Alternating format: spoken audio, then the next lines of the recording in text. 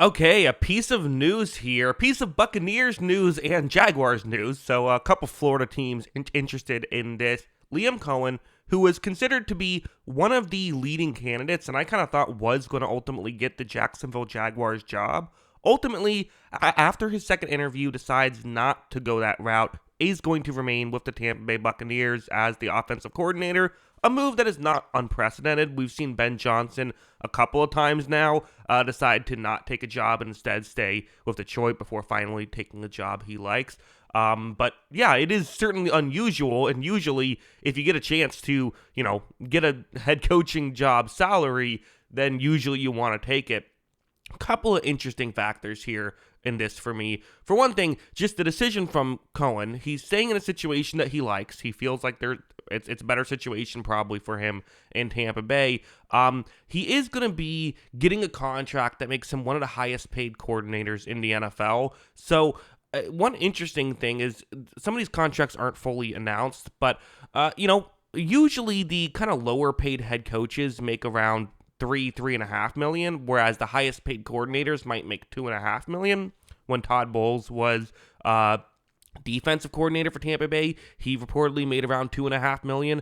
I would imagine maybe Cohen gets that much, maybe he doesn't, because on one hand, Bowles was a lot more established as a defensive coordinator, but on the other hand, there weren't people trying to give him a head coaching job. So I wouldn't be shocked if Cohen is maybe making similar to what Todd Bowles is making as a head coach, and maybe not that far off from what he would get as a Jacksonville Jaguars head coach. Now, the flip side in all of this is obviously you don't know how many opportunities you're going to get to be a head coach, and if it's $1 million a year difference, that's a lot of money, right? So there's some interesting factors here, but I think one thing that you have to look at is not taking the Jacksonville Jaguars job. We can start there. I mean, the Jaguars wanted, I think, an offensive-minded guy. Only a few coaches made it to the second round of interviews. He was one of them. And he decides that he doesn't want that job. I think part of it is, again, it has to come down to some degree at least, how much do you trust your ability to make things work with Trevor Lawrence? Because Lawrence is going to be there for a while. And if you take that head coaching job and it doesn't work out with Lawrence, you're probably not going to be around very long. That's just the reality of the situation. Because, we can sit here and bring up money. Liam Coen is on record saying that his dream in the NFL is to be a head coach someday. That's what he said. So to tear down this job, it's a fascinating move, I would say. A big part of it has to be that he just likes where he's at currently with Tampa Bay and all of the offensive weapons that he has to work with, right? He likes Baker Mayfield. Him and Baker have had a good connection from back when they were with the Rams for a little bit. Liam Coen has, you have Bucky Irving, you have Mike Evans. Maybe Chris Godwin will be back. They have a good offensive line. So Jalen McMillan had a good rookie year. There's a lot of players, and it's a good situation. And maybe the logic is, hey, instead of taking this Jaguars job that I don't even know if it's going to be good, let me just bet on myself a little bit. Let's stay in Tampa Bay. And for someone like Ben Johnson, who knows if he's going to be a good head coach, right? He's a great coordinator. Sometimes great coordinators don't make great head coaches. Ben Johnson essentially got more money being one of the top paid coordinators and then was able to still get the head coaching salary. And you're essentially maximizing how much money you get that way if you don't work out as a head coach. And if you work out as a head coach, you're going to make ungodly amounts of money regardless. There's some logic there in that move, but yeah, it's I'll speak from this as a Tampa Bay fan personally. I am happy to see him stay. I think he was really good for us last year, and while it's twice in a row that Todd Bowles has hired a really good offensive coordinator. Last season, it was Dave Canales who then got the Panthers job. This season, I really feel like the X's and O's have just gone up another level. It feels, I don't want to say quite like Sean McVay level, but it feels very similar to that style because, same coaching tree, and you see a lot of really good stuff there. So, it's interesting, and this is part of, again, going to the Todd Bowles thing, this is part of the value of having a good leader as a head coach. For all the faults of Todd Bowles, one thing he has done is created a good culture.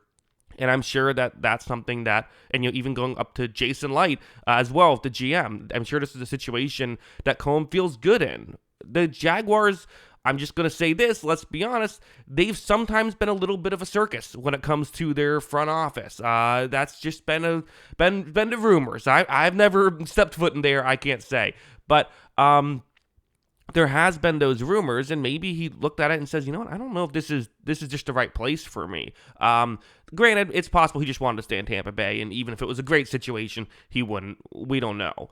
It also is worth mentioning for the Jaguars, they didn't necessarily they didn't offer him the job, at least to our knowledge. It's not like they had made a decision. There were still some other people that they were considering, but this is one of the issues when you fire your head coach and maybe don't have a great situation currently, because again, there's question marks about how good can you be with Trevor Lawrence, and he does have that big contract. So, when you're in a situation like that, the question just is going to be, how, do you want that job? And usually the argument is there's only 32 jobs in the league, but the issue is when there's someone like Cohen who doesn't need to leave and could just stay there and get a big contract from Tampa Bay, he might be more likely to stay. So it's an interesting move. We'll see where they end up going. I believe the other two guys that have made the process are Raiders defensive coordinator Patrick Graham and Jets former head coach Robert Saleh. So I mean, I think if you're a Jaguars fan, you're probably not thrilled about either of those options at this point, right? And again, who knows? No one thought Dan Campbell was going to be a hit, and he was a massive hit, right? So there's plenty of times that head coaches that we think are going to work don't work, and vice versa. Also, I would bring up Ben Johnson famously turned down the Washington job last year because reportedly he didn't like how interested they all were in basketball and wanted more football guys. Then Washington gets Jaden Daniels and looks awesome. So, hindsight can be 20/20 with these decisions as well. It's always a tough decision, and I wouldn't have blamed him for just taking the bigger contract now. But at the same time, he could end up getting the best of both worlds, getting one of these higher paid contracts and being able to stay in a situation he likes. So those are kind of my thoughts on all of it. I'm not going to break down every offensive coordinator move, obviously, but just given that it's a Tampa Bay guy, and obviously some people know me as a Tampa Bay fan, figured I'd make a video on it. But yeah, those are kind of my thoughts on all of this. What are your thoughts? Let me know in the comments below. Always love hearing from you, and of course, as always, thanks for watching.